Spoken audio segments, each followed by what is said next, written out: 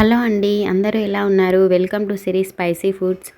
ఈరోజు మన రెసిపీ వచ్చేసి స్పైసీ అండ్ టేస్టీ అలసందల కూర అన్నమాట. ఈ అలసందల కూరనైతే మనకి అది ఇది అని ఏం లేదండి, అన్నింటి కాంబినేషన్కి చాలా బాగుంటుంది. ఎస్పెషల్లీ రోటీకి అయితే ఇంకా బాగుంటుంది అనమాట. ఇంకా లేట్ చేయకుండా ప్రిపరేషన్ అయితే చూసేద్దాము. ఈ అలసందలను అయితే మనం కర్రీ చేయడానికి ఒక రోజు ముందే మనం నైట్ అయితే నానబెట్టేసుకోవాలి. నైట్ అంతా నానాలన్నమాట. కనీసం మనకి 6 to 7 అవర్స్ అయితే ఖచ్చితంగా నానాలి. అప్పుడే మనకి కర్రీ అనేది పూర్తిగా ఉడికి మంచి టేస్ట్ అనేది వస్తుంది. లేదంటే అసలు ఉడకవండి. ఇంకా ప్యాన్ అయితే పెట్టేసుకొని ఒక 2 నుండి 3 టేబుల్ స్పూన్ల ఆయిల్ అయితే వేసుకొని ఈ అలసందల్లో వాటర్ ఏమి లేకుండా ఓన్లీ ఈ గింజలను అయితే ఇలా తీసేసుకోవాలి.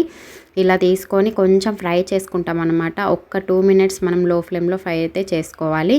అంటే ఇలా ఫ్రై చేసుకోవడం వల్ల మనకి కర్రీ అనేది మంచి టేస్ట్, అలాగే తొందరగా కూడా ఉడుకుతుంది. సో అందుకనే నేను ఇలా ఫ్రై చేస్తున్నాను. ఇంకొక 2 మినిట్స్ పాటు అలా ఫ్రై చేసుకోవాలి. కొంచెం మనకి లైట్గా కలర్ అనేది చేంజ్ అవుతుంది. ఇంకా అప్పటి వరకు అయితే ఫ్రై అయితే చేసుకోవాలి. చూడండి, ఇంకా ఫ్రై అయితే అయిపోయింది. ఇంకా వీటిని పక్కకైతే తీసేసుకుందాము. ఇంకా పక్కకు తీసుకున్న తర్వాత ఇంకా మనకి ఆయిల్ ఇంకా అవసరం అనిపిస్తే ఇంకో 1 or 2 టేబుల్ స్పూన్ ఆయిల్ అయితే యాడ్ చేసుకోవాలి.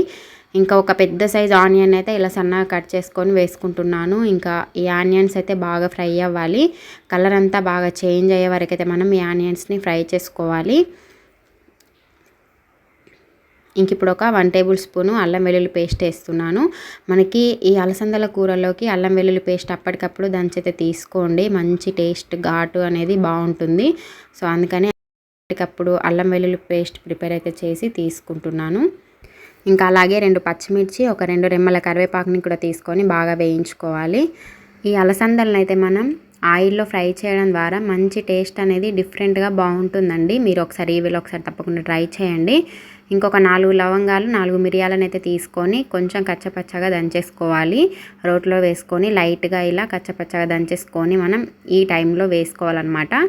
వీటి పొడి ద్వారా మంచి టేస్ట్ అనేది మనకి మారిపోతుంది. అలసందల కర్రీ మంచి ఘాటుగా ప్రిపేర్ అవుతుంది.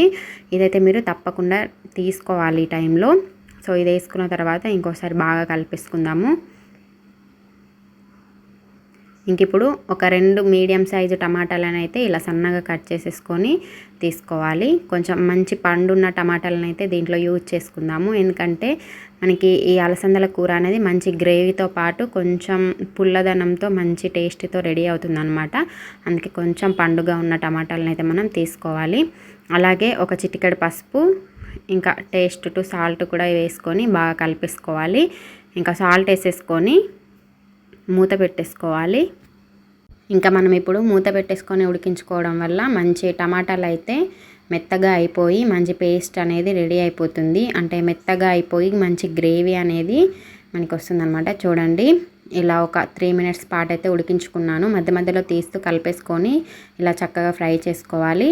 ఇంకా మొత్తం టమాటాలు అయితే మెత్తగా అయిపోయినాయి. ఇంక ఇప్పుడు కారపొడిని అయితే తీసుకుందాము. నేనైతే ఒక 3 టేబుల్ స్పూన్ల కారపొడి తీసుకున్నాను. ఇంకా మీరైతే మీ స్పైసీకి తగ్గట్టు కారపొడి అయితే తీసుకొని ఇంకోసారి బాగా కలిపేసుకోవాలి. ఈ కారపొడి తీసుకున్న తర్వాత ఒక 1 మినిట్ పాటు అయితే మనం ఫ్రై చేసుకుంటే సరిపోతుంది. ఎందుకంటే మన కారపొడి తీసుకున్న తర్వాత ఇది మాడుతుంది కదా. సో ఒక 1 మినిట్ అలా ఫ్రై చేసేసుకొని ఇంకా ఈ అలసందలను అయితే ఇప్పుడు వేసేసుకోవాలి. ఇవి వేసుకొని ఇంకా ఒకసారి బాగా కలిపేసుకోవాలి మనం. ఇవి వేసుకున్న తర్వాత ఈ టమాటాల్లోనే మనం ఒక 1 మినిట్ అయితే బాగా ఫ్రై చేసుకోవాలి ఇలా కలుపుతూ.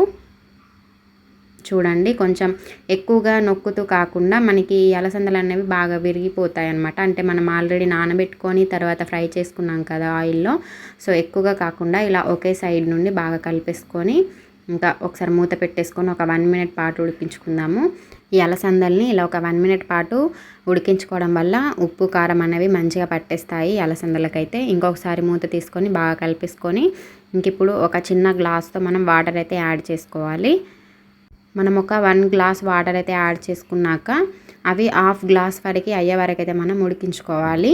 ఇంకా అప్పుడు మనకి కంప్లీట్గా మంచిగా ఉడికిపోతాయి. ఆల్రెడీ మనకు నానిపోయి ఫ్రై అయిపోయి ఉన్నాయి కాబట్టి మనకు తొందరగానే ఉడికిపోతాయి. మూత అనేది మంచిగా పెట్టేసుకొని ఇంకా ఉడికించేసుకుంటే త్వరగానే ఉడికిపోతాయి అనమాట. ఇంకా ఈ 1 గ్లాసు 1/2 గ్లాస్ వచ్చే వరకు అయితే మనం ఉడికించుకోవాలి. ఇంకా సరిపోతుంది, కంప్లీట్గా ఉడికిపోయినట్టే. ఇంకా మధ్య మధ్యలో ఒకసారి ఇలా కలిపేసుకుంటూ అయితే మనం ఉడికించుకోవాలి. మీకు ఈ అలసందల రెసిపీ నచ్చితే తప్పకుండా లైక్ చేయండి. ఈ కర్రీని మీ ఫ్రెండ్స్తో షేర్ చేసుకోండి. అలాగే మీరు కూడా ట్రై చేసి మీకు ఎలా కుదిరిందో కమెంట్ చేయండి. ఇలాంటి రెసిపీస్ కోసం అయితే మన ఛానల్ని తప్పకుండా సబ్స్క్రైబ్ చేసుకోండి. ఇంకా అలాగే ఒక 1 టేబుల్ స్పూన్ ధనియాల పొడిని, 1 టేబుల్ స్పూన్ గరం మసాలాని కూడా వేసుకొని ఒకసారి బాగా కలిపేసుకోవాలి.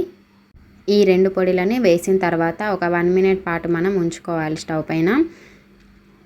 ఇంక ఇది వేసిన తర్వాత సన్నగా కొత్తిమీరని అయితే తరిగేసుకోవాలి.